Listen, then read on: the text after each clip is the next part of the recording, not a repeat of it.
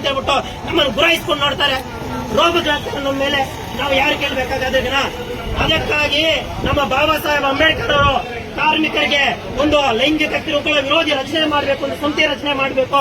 ನಮ್ಮ ಮೇಲೆ ಅನ್ಯಾಯ ನಡೆದಾಗ ಅಲ್ಲಿ ನಾವು ದೂರನ್ನು ನೀಡಬೇಕು ಅಂತ ಹೇಳ್ಬಿಟ್ಟು ಕಾನೂನು ಹೇಳ್ತಾರೆ. ಅದನ್ನ ಇವತ್ತು ನಾವು ಜಾರಿ ಆಗ್ಬೇಕು ಅಂತ ಹೋರಾಟ ಮಾಡ್ತಾರಂತದ್ದು. ನಮಗೆ ಕನಿಷ್ಠ ವೇತನ ಇಲ್ಲಿ ಆಶಾ ಕಾರ್ಯಕರ್ತರಿದ್ದಾರೆ, ಕೇವಲ 9,000, 5,000, 6,000, 7,000 ಸುಮಾರು ಸಾವಿರಾರು ಜನ ಫ್ರೀಡಂ ಪಾರ್ಕ್ ಅಲ್ಲಿ ಹೋರಾಟ ಮಾಡೋ ಲಾಠಿ ಏಟು ತಿಂದಿದ್ದಾರೆ, ಕಾಲುಗಳು ಮುರ್ಕೊಂಡಿದ್ದಾರೆ, ಕೈಗಳು ಮುರ್ಕೊಂಡಿದ್ದಾರೆ, ಜೈಲಲ್ಲಿ ಹೋಗಿ ಇವತ್ತು ಕೇಸ್ಗಳನ್ನು ಸುತ್ತಾಡ್ತಾ ಇದ್ದಾರೆ. ಏತಕ್ಕಾಗಿ ಅವರು ಹೋರಾಟ ಮಾಡ್ತಾ ಇರೋದು ನಮ್ಮ ಹಕ್ಕುಗಳಿಗಾಗಿ. ನೋಡಿ ಸ್ವಾಮಿ, ಕೇಂದ್ರ ಸರ್ಕಾರ ಮತ್ತು ರಾಜ್ಯ ಸರ್ಕಾರಕ್ಕೆ ಇವತ್ತು ಕಾರ್ಮಿಕರ ಸಂಘಟನೆ ಎಚ್ಚರಿಕೆ ಕೊಡ್ತಾ ಇದೆ. ಏನಂದ್ರೆ ಇವತ್ತು ನಾವು ಯಾವುದೇ ಕಳ್ಳತನ ಮಾಡ್ತಾ ಇಲ್ಲ, ಈ ರಾಜಕೀಯ ನಾಯಕರು ಮಾಡ್ದಂಗೆ ಯಾರ ಮೇಲೆ ದೌರ್ಜನ್ಯ ಮಾಡ್ತಾ ಇಲ್ಲ, ದಬ್ಬಾಳಿಕೆಗಳು ಮಾಡ್ತಾ ಇಲ್ಲ.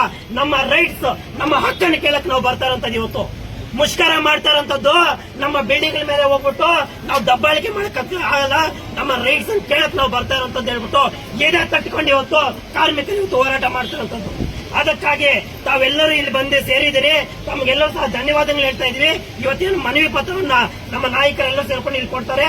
ಅದರ ಜೊತೆಗೆ ಇವತ್ತು ನೌಕರರು, ಏನು ಪಂಚಾಯತಿ ನೌಕರರು ಇವತ್ತು ಯುವ ಆಫೀಸ್ ಮುಂದ್ಗಡೆ ದೊಡ್ಡ ಮಟ್ಟದಲ್ಲಿ ಅಲ್ಲಿ ಹೋಗಿ ಮೆಮೊರಾಂಡಮ್ ಕೊಡಬೇಕು. ಇವತ್ತು ಪಂಚಾಯತಿ ನೌಕರ ಮೇಲೆ ಇವತ್ತು ದೌರ್ಜನ್ಯಗಳು ನಡೀತಾ ಇದೆ, ದಬ್ಬಾಳಿಕೆಗಳು ನಡೀತಾ ಇದೆ, ಜಲಗಾರರ ಮೇಲೆ ದಬ್ಬಾಳಿಕೆಗಳು ನಡೀತಾ ಇದೆ, ವಾಟರ್ ಮ್ಯಾನ್ಗಳ ಮೇಲೆ ದಬ್ಬಾಳಿಕೆಗಳು ನಡೀತಾ ಇದೆ. ಅವ್ರಿಗೆ ಕನಿಷ್ಠ ವೇತನ ಇಲ್ಲ ಅಂತ ಹೇಳ್ಬಿಟ್ಟು ಯುವ ಆಫೀಸ್ ಮುಂದ್ಗಡೆ ಹೋರಾಟ ಮಾಡ್ತಾ ಇದ್ವಿ. ಇಲ್ಲಿ ಮುಗಿಸ್ಕೊಂಡು ಇಲ್ಲಿಂದ ಹೋಗುವಂತದ್ದಲ್ಲ, ಎಲ್ಲರೂ ಕೂಡ ಅಲ್ಲಿಗೂ ಬರ್ಬೇಕಂತ ತಮ್ಮಲ್ಲಿ ವಿನಂತಿ ಮಾಡ್ಕೊಂತ ಇದೀನಿ. ಈಗ ಮೆಮೊರಾಂಡಮ್ ಅವ್ರು ಕೊಡ್ತೀವಿ.